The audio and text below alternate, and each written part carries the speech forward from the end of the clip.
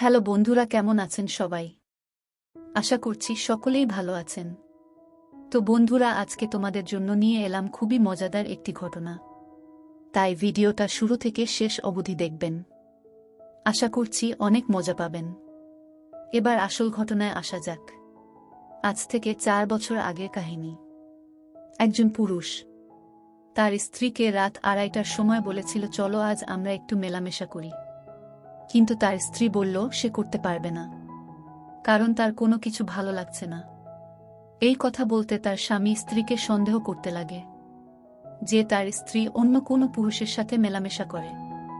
তাই স্ত্রীর সাথে অভিমান করে বাসা ছেড়ে চলে যায়।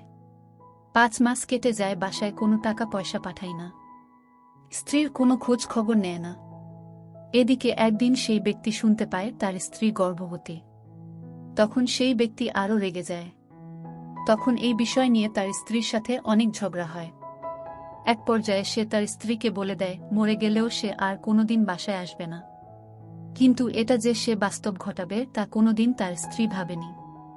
দেখতে দেখতে 8 মাস কেটে যায়, কিন্তু সেই ব্যক্তি বাসায় আসে না। তার স্ত্রী অনেক অনুরোধ করে বাসায় আসার জন্য একবার তাকে দেখবে বলে, কিন্তু সেই ব্যক্তি আসে না। এদিকে সে মহিলার সন্তান প্রসবের জন্য পেটে ব্যথা। এই সময় ফোন করে। তাহলে তার স্বামী বলল, প্লিজ একটি বারের মতো বাসায় আসো, তোমাকে একটিবার দেখব। তার স্বামী বলল আসতে পারবে না। তারপর বাসায় সবাই তাকে অনুরোধ করে বাসায় আসার জন্য, কিন্তু সেই ব্যক্তি সব কিছুকে মিথ্যা মনে করে আসে নাই। সেই মহিলা কান না করে বলতে লাগল, আমার তোমার স্বামীকে দেখার জন্য মনটা অনেক চাইতে আছে। জানি না আমি বাঁচব কিনা, তবে আমি কি এমন দোষ করেছিলাম যে আজ আমার এই কঠিন মুহূর্তে আমি আজ আমার স্বামীকে কেন পাশে পাচ্ছি না? তবে আমি যদি মরে যাই তাহলে তোমরা আমার স্বামীকে বলবে তিনি যেন এসে আমার এই কপালে একটা চুমু দেয় আর নিজের হাতে কাফন করে। বাসার সবাই তাকে সান্ত্বনা দেওয়ার চেষ্টা করে, কিন্তু কেউ সান্ত্বনা দিতে পারে না। তার সাথে বাসার সবাই কান্নায় ভেঙে পড়ে। এদিকে রাত শেষ হয়ে যাচ্ছে, কিন্তু সন্তান প্রসবের ব্যথা বাড়ছে না, যথাক্রমে আরও কমতে লাগল। এটা দেখে সবাই ভয় পেয়ে গেল। তাড়াতাড়ি তার স্বামীর কাছে ফোন করে তার স্ত্রী অনেক বড় সমস্যায় পড়ছে, টাকা পাঠাতে সিজার করার জন্য। কিন্তু সেই ভক্তি বলে তার কাছে কোনো টাকা না দিতে পারবে না। তার স্ত্রী মরে গেলে মরে যাক, তার কোনো আফসোস নেই। কথা শুনে বাসার সবাই অনেক কষ্ট পায়। তারা চিন্তা করে কি করবেন এখন। এদিকে রাত গড়িয়ে সকাল হতে লাগলো, এলাকার মানুষ একত্রিত হতে লাগলো। সবাই জিনিসটা নিয়ে গবেষণা করতে লাগে, আর বাসার সবাই লজ্জায় মুখ ঢাকতে লাগে। লাস্টে একজন ব্যক্তি উঠে দাঁড়ায়, গ্রামের সবার থেকে টাকা তুলে তার চিকিৎসা করাবে। এই উদ্দেশ্য নিয়ে টাকা তোলা হয়। মহিলাকে হসপিটাল নেওয়া হয়। ডাক্তার বলে চিকিৎসা করতে পারবে না, তবে তার স্বামী যদি এসে বলে তাহলে করবে। সেই সময় তার স্বামীকে ফোন করা হয়। এলাকার সবাই তাকে অনুরোধ করে আসার জন্য, কিন্তু সে ব্যক্তি মনে করে সবাই তো মিথ্যা কথা বলছে বাসায় যাওয়ার জন্য, তাই সে রাগে ফোন বন্ধ করে ফেলল। এলাকার মানুষ ডাক্তারকে অনেক অনুরোধ করতে লাগল। শেষে ডাক্তার রাজি হল, তবে এবার তার রক্ত জোগাড় করার জন্য সবাই ব্যস্ত হয়ে পড়ল। সেই মহিলা কেমন জানি একা হয়ে গেল। তার পাশে ছিল এক মহিলা। সেই মহিলাকে সে বলতে লাগল, আপনি আমাকে একটু পানি দিবেন, আমার খুব পিপাসা লেগেছে। মহিলাটি তাকে 1 লিটার পানির বোতল দেয়। সে একেবারে সেই পানি খেয়ে ফেলল। আরও পানি চাইল আর খাওয়ার জন্য রুটি চাইল। তাকে রুটি দেওয়া হলো। সে এমনভাবে খাবার আর পানি খেল যেন মনে হলো জীবনের শেষ খাবার সে একসাথে খেয়েছে। খাবার শেষ করে বলল, আপা একটু এদিকে আসেন, আপনাকে কিছু কথা বলি। তখন মহিলাটি তার পাশে গিয়ে বসল। তখন মহিলাটি তার হাত ধরে কেঁদে ফেলল আর বলল, আপা হয়তো আমি আর বাঁচব না, আমার জীবন হয়তো এখানেই শেষ।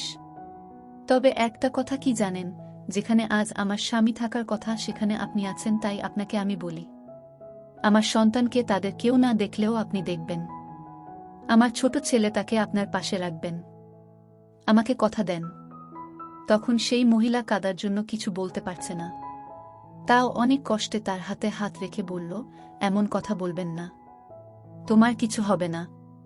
তখন সে বলল, আপা কাঁদব তো আমি। আপনি কেন কাঁদছেন? কাঁদব তো আমি। কারণ আমার বিদায় ঘণ্টা বেজে গেছে। আর সে বলল, জানেন আমি জীবনে আমার স্বামীকে পাশে চাইছিলাম, কিন্তু দেখেন আমার কি ভাগ্য, আজ আমার থেকে সে অনেক দূরে।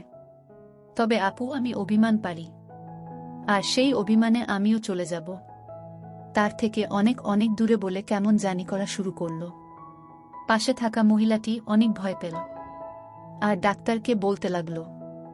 মহিলাটি ডাক্তারকে ডাক দিল যে দেখেন তার কি হয়েছে, সে জানে কেমন করছে। তখন ডাক্তার আসলো। ডাক্তার এসে তাকে আইসিইউতে নিয়ে গেল এবং তার একটি মেয়ে সন্তান জন্মগ্রহণ হল। ভাগ্যের কি নির্মম পরিহাস, সেই মহিলাটি সত্যি সত্যি মারা গেল একটি ফুটফুটে কন্যা সন্তান জন্ম দিয়ে।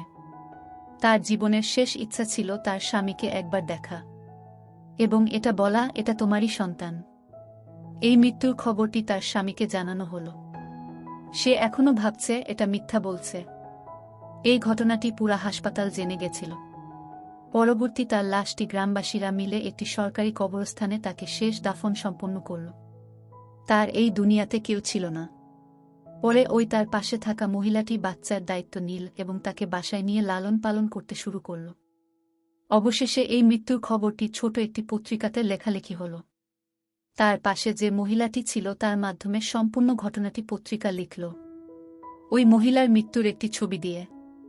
তার স্বামী চোখে একদিন এই পত্রিকার লেখাতেই পড়ল এবং সে পরিশেষে পত্রিকার মাধ্যমে তার বাচ্চার কথা জানতে পারল। সে এখন ভাবল ঘটনাটি আসলে সত্য, কিন্তু গুরুত্বপূর্ণ বিষয়টি হল তার স্বামী অন্য জায়গায় বড়লোকের একটি মেয়েকে বিয়ে করে সংসার করছিল তখন। তাই এসব বিষয় নিয়ে তিনি মাথা ব্যথা করেননি এবং তার স্ত্রীর প্রতি অবহেলা করছেন। উনি চাইতেন না এটা তার বর্তমান স্ত্রী জানুক যেন তার আরেকটি বই আছে। এজন্য উনি জেনেও না জানার ভান করছে। পরবর্তীতে সেই কন্যা সন্তানটি অন্য ওই মহিলার কাছে এখন বড় হচ্ছে। সে তার নিজের মতো করেই তাকে আদর যত্নে বড় করছেন। স্বামী নামেই নরপিশাচ কি পারত না একবার হলেও তার সাথে দেখা করতে, তার শেষ ইচ্ছা পূরণ করতে? পরিশেষে বলবো, বর্তমান সমাজে এরকম ঘটনা অহরহ ঘটছে। তাই বর্তমান সমাজ নিয়েই গল্পটি আমার লেখা। কারো সাথে মিলে গেলে আমি দুঃখিত। এটা একটি সত্য ঘটনা। এটা একজনের জীবন থেকে নেওয়া। বন্ধুরা, আজকের ভিডিওতে এখানেই শেষ করলাম। অনেক কষ্ট করে ভিডিওটি আপনাদের জন্য বানিয়েছি। যদি ভিডিওটি আপনাদের ভালো লেগে থাকে তাহলে একটা লাইক করবেন এবং চ্যানেলটি সাবস্ক্রাইব করবেন, এই আশা ব্যক্ত রেখে আপনাদের কাছ থেকে বিদায় নিচ্ছি। দেখা হবে আগামীকালের নতুন কোনো ভিডিওতে। সে পর্যন্ত সবাই ভালো থাকুন, সুস্থ থাকুন। ধন্যবাদ।